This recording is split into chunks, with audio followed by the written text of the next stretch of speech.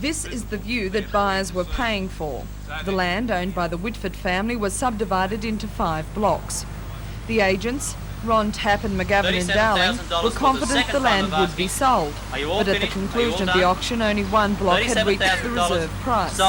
Further negotiations were carried out, and within 1 hour the remaining 4 blocks in Rowan Crescent, Merriweather Heights, were sold. The land was described as unique by the agents because of the unavailability of such property in Newcastle. The auctioneer, Mr Ron Tapp, says the success of the sale shows the confidence buyers have in the market.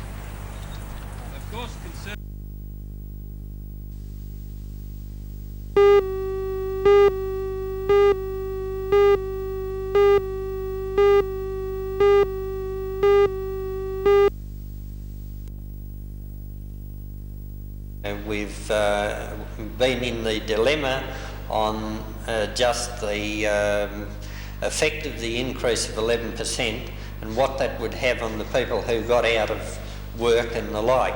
But then, you know, with inflation being what it is, we couldn't really see how we were in any position to reduce that amount at all. It's a budget of total income of $35,937,252 and a total expenditure of $36,325 with a total estimated deficit of $387,966.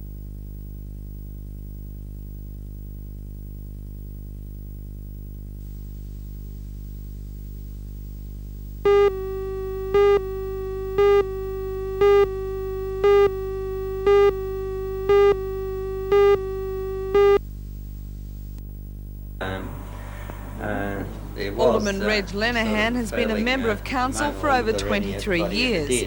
Last night he received a fitting tribute for his many years of hard and usually thankless work. The plaque was presented by the Mayor of Lake Macquarie, Alderman Jeff Pasterfield. Alderman Lenehan then praised Alderman Pasterfield, saying he is one of the best mayors he has served under. Enjoy receiving it from the council. Thank you, Mr Mayor.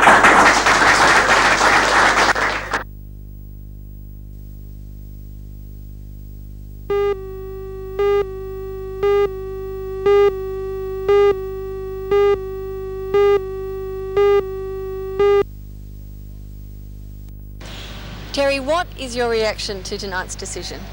Well, Robin, I'm very, very pleased. I'm very, very pleased on behalf of the guys that do the job. At least we'll give them somewhere to get out of the rain and have a cup of tea now. So it's very, very pleasing. Were you worried there for a moment? Yes, I was. I thought that possibly there was going to be some vote against it, but as it was, we were able to triumph in the end. It's been a long battle. Yes, it's been nearly 3 years. It's been a long, long time.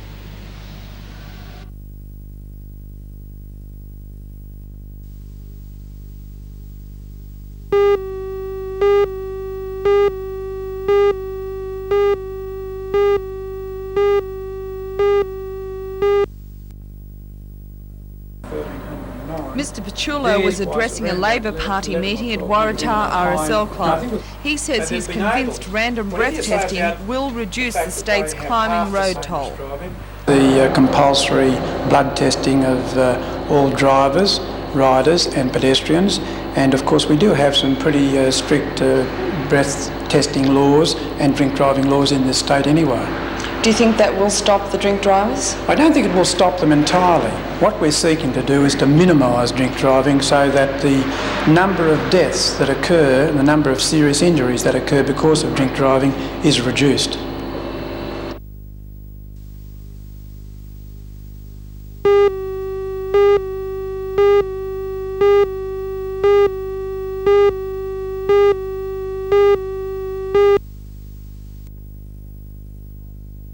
The new president is former Centrals player Mr Keith Madison. He says one of the main priorities is to get the club back on its feet financially.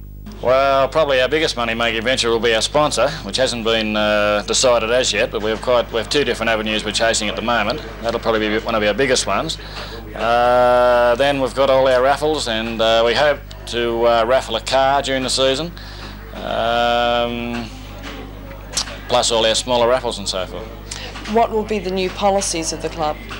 New policies of the club will be to support rugby league as we've done in the past, and will continue to do.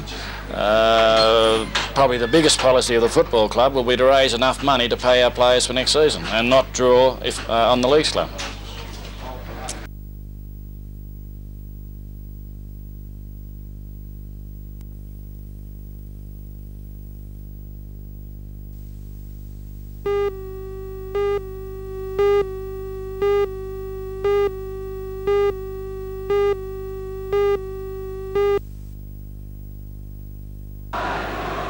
Dundee opened the scoring after only 3 minutes, and the goal came from a corner and a great header from captain Paul Haggerty. Werner Bremen nearly scored in the first half, but were kept out by a brilliant save by the Dundee keeper.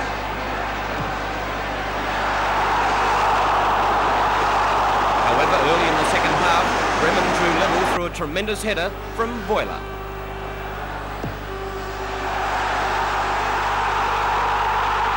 Bremen were unlucky not to win the match in the dying seconds, but again were foiled by great goalkeeping.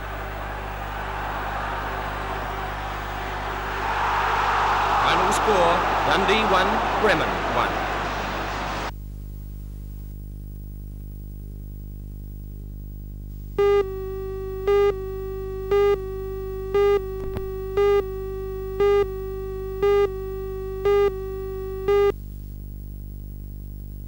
Well, it started off with a couple of schools playing, and then 3 members of Windale Gateshead Bowling Club said, well, why not make it into school? That was in 1975, and since then it's grown from 4 schools.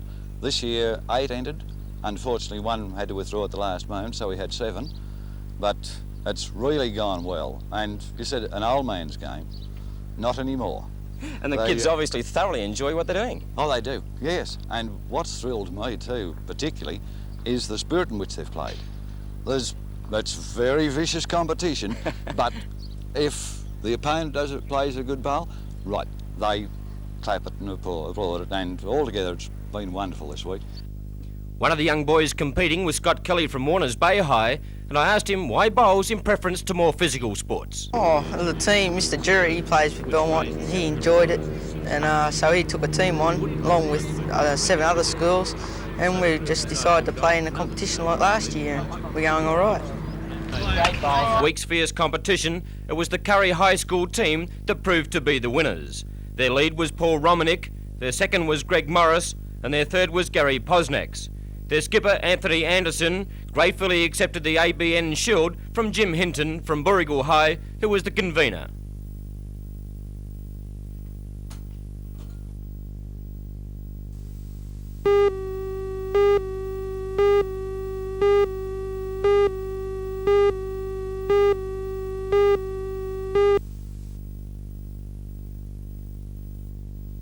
Another campaign aimed at the drinking driver has been launched by the NRMA. Originally, the NRMA withheld support of random breath tests, but has now changed its position because of public attitudes. We've noticed a very definite change in public opinion over the last 12 months, and we believe now that motorists in general are prepared to accept random breath testing as a means of perhaps reducing fatalities in road accidents. The NRMA's Drink Drive campaign is a short, sharp message. Don't blow it. What we're really saying is, don't blow your licence, don't blow your job, don't blow your car, and more importantly, don't blow your freedom.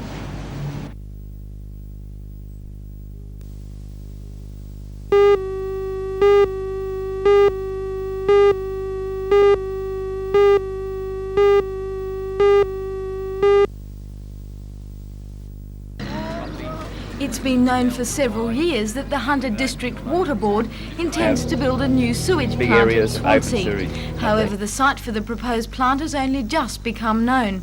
The treatment plant, if it is built, will cover about 2 hectares of land behind the old signal station at the tip of the headland.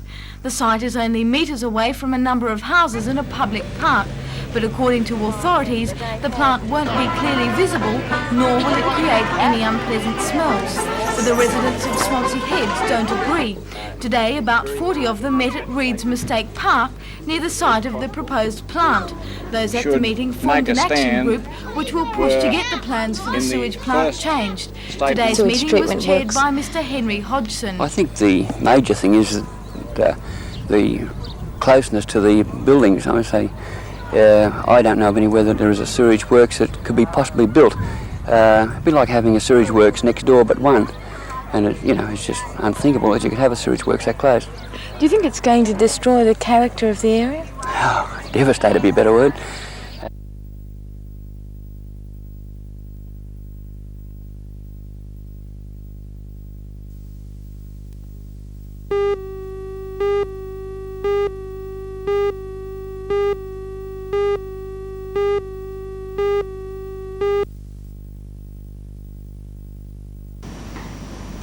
The management of the Newcastle Steelworks held a news conference coincidentally with the presentation of the submission to the IAC. The General Manager of the Newcastle Works, Mr Jack Brisby, gave assembled journalists several scenarios. They ranged from bad to not so bad, with the termination of primary steel making in Newcastle being the end of the scale. At best, Mr Risby said another 2,000 jobs must be shed at the Newcastle Works, bringing the total workforce down to 6,000 by the end of next year. We're planning at the moment to look at our organisation to achieve a reduction to 6,000. We believe it's important to achieve that goal just as quickly as possible to illustrate that Newcastle firstly can do it, to increase our productivity, and to illustrate to our company directors that Newcastle is a place that there should be more investment in. You spoke to union representatives this morning. How did they react when given the figure of another 2,000 jobs to go? Well, it's very difficult for them to accept, but I think they also accept that we have to work hard to ensure that Newcastle has a future, and that's our primary object. Don't forget, if we have 6,000 people with a very strong future, it's better than waiting for all these possibilities of further reductions and perhaps no steel industry.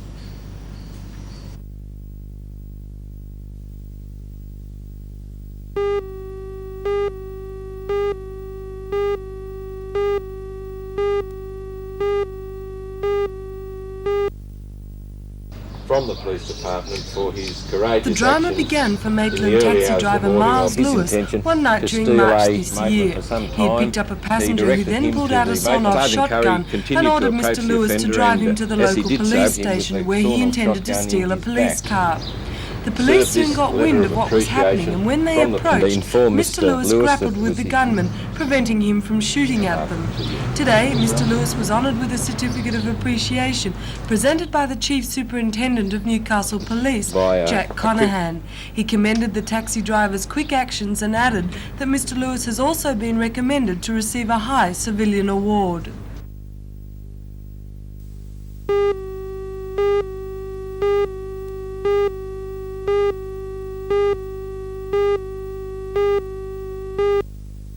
Initiation of a new district of scope for everyone in the... We're asking that each nomination judging to take place, and the winners were 19.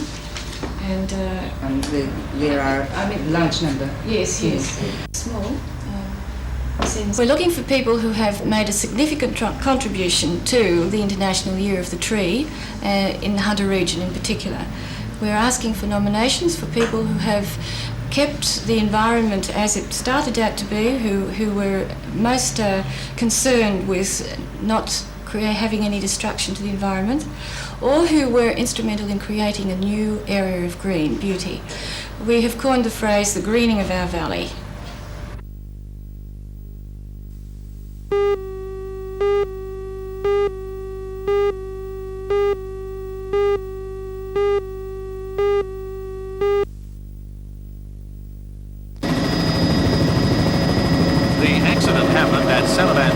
Just after 11 o'clock, as diesel fuel was being delivered to a storage tank at Dima's Oyster Farm. It appears that transport operator, 38-year-old John Vines of Nelson Bay, had gone to stop a small petrol-powered pump on the side of his truck when there was an explosion. Vines was sprayed with burning petrol, staggered away, desperately trying to quell the flames by scooping dirt over himself. Bystanders who rushed to his aid steered into the water only 20 metres from the truck, which was by then engulfed in flames. John Vines received serious burns over all of his body, and after initial treatment by ambulance men, he was taken by helicopter to the Royal Newcastle Hospital. There, tonight, he remains in a serious condition. All 6 bushfire units in the Salamander Bay area responded to the emergency, as did a fire crew from Newcastle, which was mustered from a stop work meeting at the Strait hall. They took with them foam to supplement supplies from the Nelson Bay station, which were rapidly running out.